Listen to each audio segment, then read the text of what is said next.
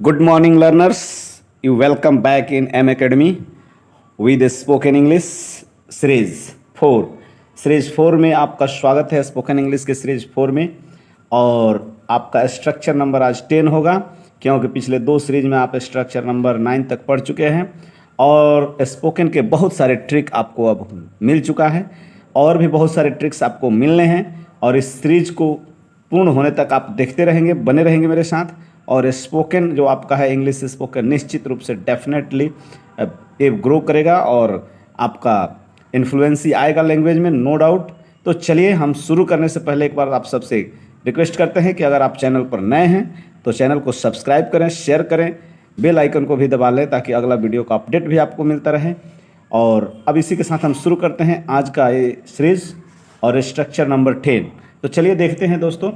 अब आप देखिए यहाँ स्ट्रक्चर नंबर 10 में, स्ट्रक्चर नंबर जो ये 10 है इसमें आप देखेंगे स्ट्रक्चर जो सेंटेंस की बनावट होती है स्ट्रक्चर।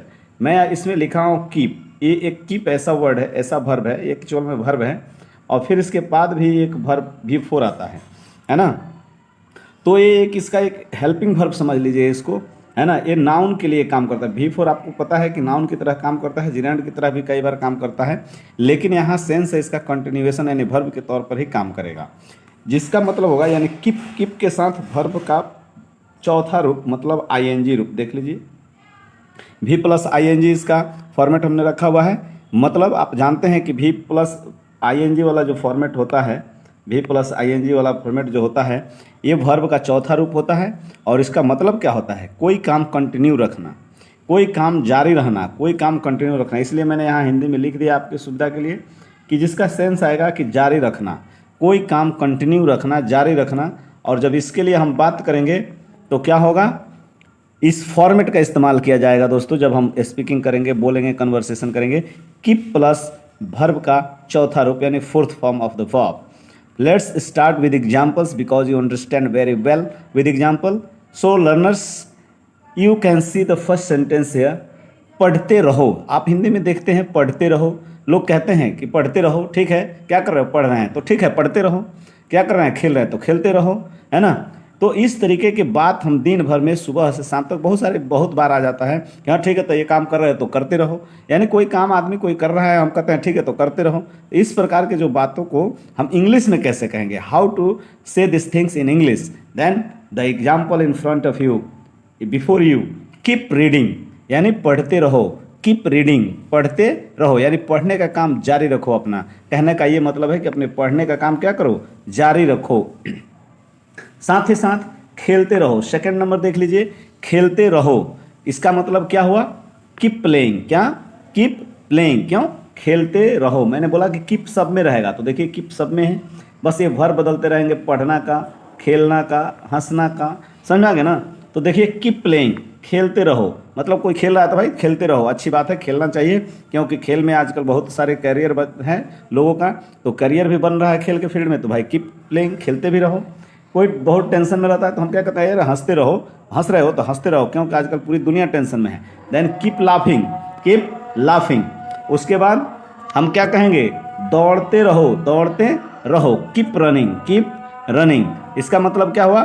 कीप रनिंग, आप रनिंग करना जो है जारी रखो, दौड़ना जारी रखो, यानी कीप रनिंग। तो आप दौड़ना जारी रखिए, रुकिए मत। फिर देखिए फिफ्थ नंबर, बोलते रहिए। बोलते रहिए, बोलते रहिए मतलब क्या? Keep telling, keep telling. Telling माने बोलना या कहना, है ना। तो कीप टेलिंग, कीप स्पीकिंग, जो भी होगा तो बोलते रहिए, कीप टेलिंग। वैसे ही लिखते रहिए। कोई क्या भाई क्या कर रहे हैं आप? मैं लिख रहा हूँ, ठीक है। कीप राइटिंग, लिखते रहिए। लिखने का स्किल भी आपका सुधरते रहेगा। तो कीप राइटिंग यानी लिखते रहिए, लिखना जारी रखिए। कहने का मतलब है अपना खेलना जारी रखिए। कीप रीडिंग, पढ़ना जारी रखिए। कीप प्लेइंग, खेलते रहिए यानी खेलते रहो, ठीक है ना। खेलते रहो, हंसते रहो, दौड़ते रहो। इस सब का मतलब क्या हो रहा है? तो हंसते रहिए, जाते रहिए। मैंने इसलिए यहाँ रहिए लगा दिया हुआ है, आप देख लीजिए, ताकि आपको ये ना लगे कि सिर्फ रहो इसका मतलब होता है। इसका मतलब होता है जारी रखना यानी कंटिन्यू रहना, है ना। इसलिए तो हंसते रहो इसका मतलब क्या हम कह रहे हैं? कि हंसना जारी रखो यानी हंसते रहिए, है ना। बोलते रहिए, तो keep playing, keep laughing, keep running, keep telling, ऐसे बहुत सारे दिन भर में आप सेंटेंस बोलते होंगे। तो उसमें कुछ नहीं करना है, कीप और कीप के बाद वो जो काम चल रहा है उसी में आईएनजी लगा देंगे, यानी उसी एक्शन में आईएनजी लगाएंगे और आपका काम हो जाएगा। And you can speak that things in English that after that time. Next structure हम आपके सामने लेकर आ रहे हैं और वो है 11th नंबर स्ट्रक्चर। अब 11th नंबर स्ट्रक्चर आपके सामने है, देख लीजिए। इसमें क्या है, नथिंग बट, ये एक फॉर्मेट होता है नथिंग बट, ये हमेशा एक साथ ही रहेगा, इसके बीच में कोई शब्द नहीं आना चाहिए। और इसके बाद प्लस नाउन, यानी जिस नाउन के बारे में बात करेंगे वही नाउन होना चाहिए। अभी नथिंग बट होता क्या है, तो नथिंग का मतलब होता है ये एक नाउन है। नथिंग क्या है, एक नाउन है, एक तरीका से नाउन बन जाता है। और बट यहाँ ही का सेंस देता है, तो नथिंग बट यानी ये नाउन का ही सेंस दे रहा है नथिंग, और बट ही का सेंस देता है, और एक साथ इसका मतलब हो गया नथिंग बट, मतलब कुछ नहीं ही, लेकिन ही क्या, तो अगला नाउन है ना, कुछ नहीं बट ये चीज़ है।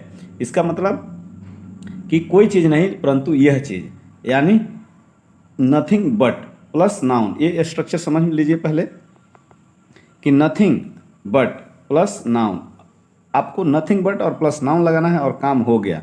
जैसे अब इस सेंटेंस को आप ये इसको समझना है तो आप चलेंगे हमारे साथ एग्जाम्पल के साथ। एग्जाम्पल नंबर 1 आपके सामने है। एग्जाम्पल नंबर 1, पानी ही पानी। अब आपको समझ में आया, पानी ही पानी, यानी पानी ही पानी। कहीं आप देख रहे हैं चारों तरफ पानी ही पानी है, हम हमेशा बोलते हैं अरे यहाँ पानी ही पानी है, यहाँ जंगल ही जंगल है ना, यहाँ तो बकरियाँ ही बकरियाँ हैं।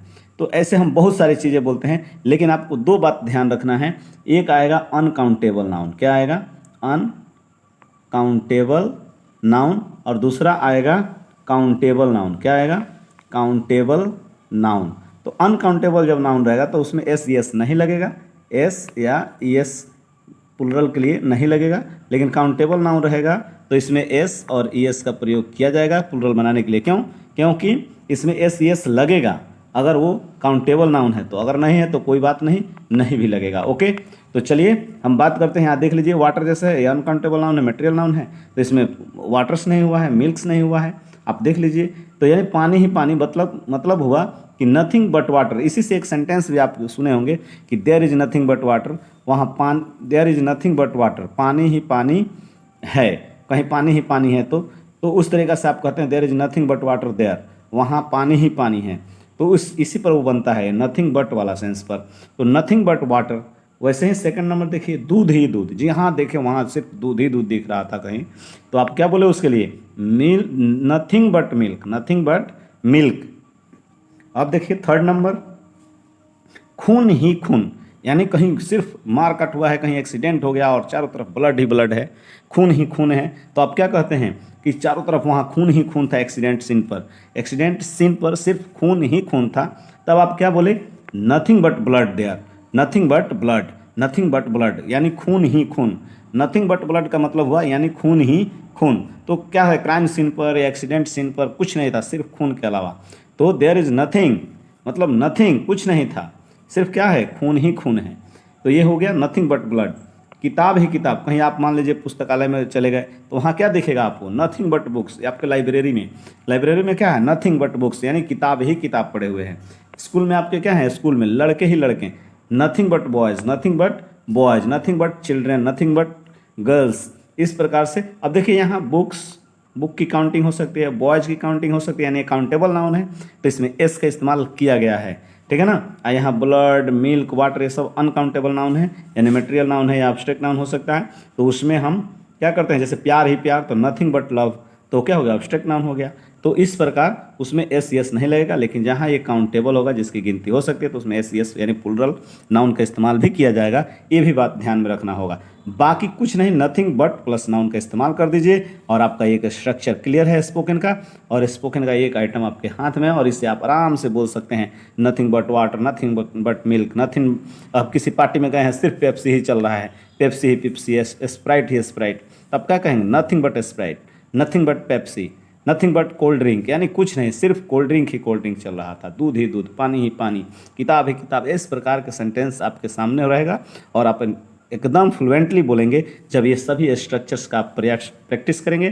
तो मैं कहता हूँ कि आप इन सब का प्रैक्टिस भी करिएगा और भी सेंटेंस ऐसे सोचिएगा और कमेंट में भी लिखिए। कुछ एक्स्ट्रा इसके अलावा भी आप सेंटेंस सोच रहे हैं तो वो अपने विचार से कमेंट में जरूर लिखिएगा। अब चलिए नेक्स्ट हम आपको बताते हैं नेक्स्ट स्ट्रक्चर, एक जादुई ट्रिक और जादुई स्ट्रक्चर। जो स्पोकन का एक की होता है वो आपके सामने है। अब चलिए देखिए इसको, स्ट्रक्चर नंबर 12। ये कह रहा है noun plus after plus noun, यानी नाउन होगा, आफ्टर होगा बीच में और फिर साइड में नाउन होगा, दोनों साइड नाउन बीच में आफ्टर। इसका सेंस क्या आएगा देखिए यहाँ, तो नाउन के बाद जो आफ्टर होगा इसका सेंस देगा, 3 सेंस देगा, जैसे के सेंस में भी इस्तेमाल होगा, पर के सेंस में इस्तेमाल होगा, दर के सेंस में इस्तेमाल होगा और फिर एक नाउन होगा। अब ये होता कैसे है, क्या करता है, तो चलिए हम एग्जाम्पल देखेंगे, बिल्कुल ये समझ में आ जाएगा।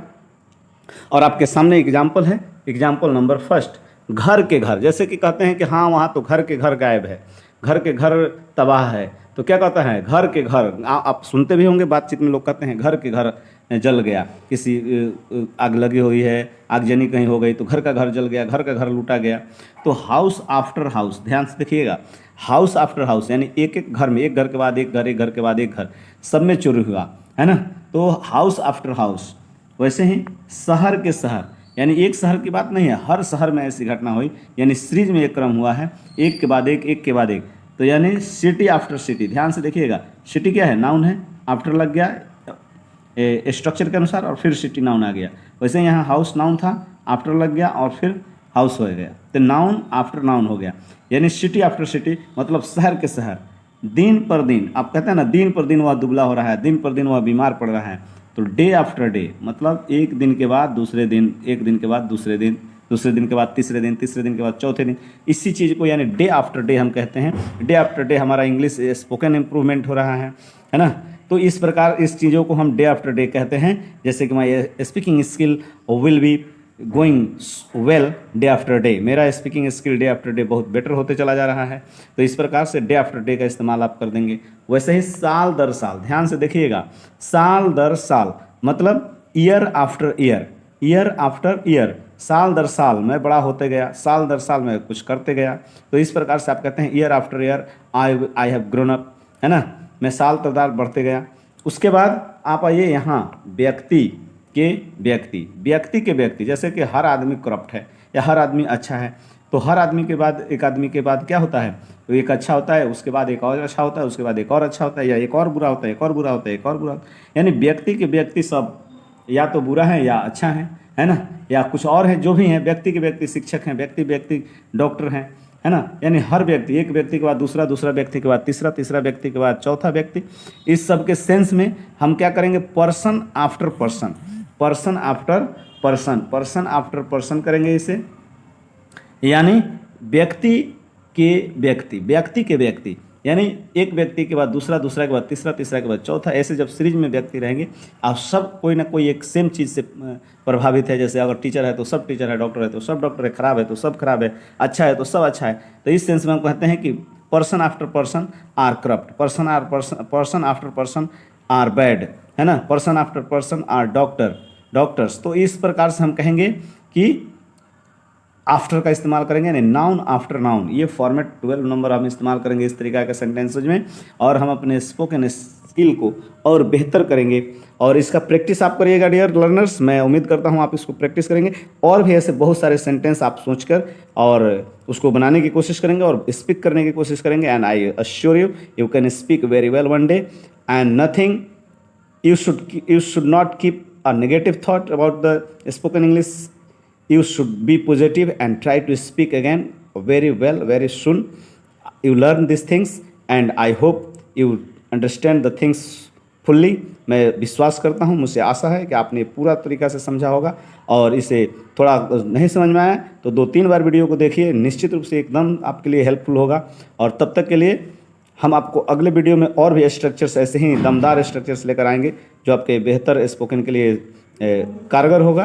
और तब तक के लिए हम आपसे विदा लेते हैं, अगले वीडियो में मिलते हैं। और तब तक हम हमारे चैनल को सब्सक्राइब कर दीजिए, शेयर कर दीजिए, ताकि और भी लोग इसका लाभ उठा सकें। तब तक के लिए मैं आपसे विदा लेता हूँ। जय हिंद, वंदे मातरम।